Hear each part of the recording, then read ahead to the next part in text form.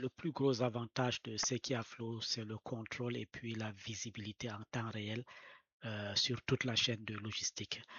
J'aimerais vous montrer deux cas de figure de contrôle. Bien sûr, il y en a plusieurs. Le premier cas, par exemple, voilà, j'ai ici un opérateur, un agent de Garoua. Et ici, par derrière, j'ai l'administrateur. Donc, suppose que on a confirmé ce colis. Donc, il peut, par exemple, cliquer sur modifier. Et il y a des cas de figure qu'on peut cliquer ici et modifier la facture au lieu de facturer, par exemple, il peut facturer le client à 25 000 alors que dans le système c'est 20 000. Donc, comment pallier à ce genre de problème? On peut bien voir que s'il imprime le reçu ici, il n'y a pas possibilité de changer cela. Par exemple, disons ici, si on met un changement, on voit bien que avec Sekiaflow, on ne peut pas changer parce qu'on a déjà un reçu qui est initialement établi. Une deuxième option qu'on a fait pour bloquer cela, il y a cette option d'administration. Donc, on a un contrôle de rôle et de permissions. Donc, on peut voir ici, au niveau de l'opérateur, on enlève des options de update. Donc, il ne peut pas mettre à jour l'expédition. Donc là, dès qu'on sauvegarde ici, on peut venir ici.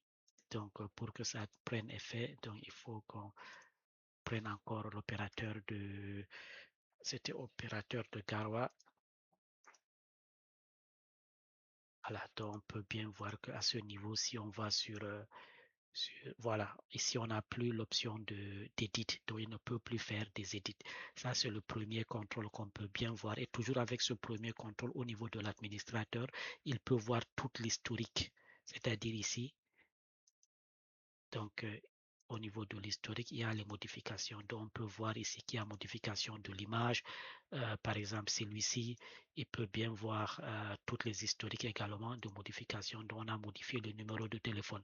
Donc, on a toute une visibilité du côté de l'administrateur.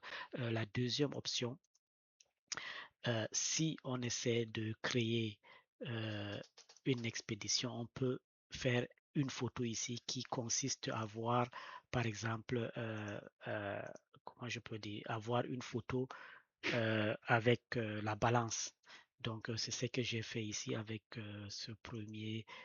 Si on voit sur détail, on peut voir qu'il y a une photo ici. Donc là, on peut combien ça pèse. Donc si ça correspond avec ce qu'il a entré ici, donc il a mis 2 kilos, on doit bien voir sur la balance c'est 2 kilos. Donc de même du côté de l'administrateur, il peut bien voir cela. Il peut voir les détails. Donc il peut voir ici, il peut lire la balance si c'est que ça correspond 2,455, si ça correspond à la valeur qu'il a mis ici. Si ça ne correspond pas, alors là, il peut le contacter directement. Ok, merci. C'est juste pour vous montrer ces deux astuces. Merci.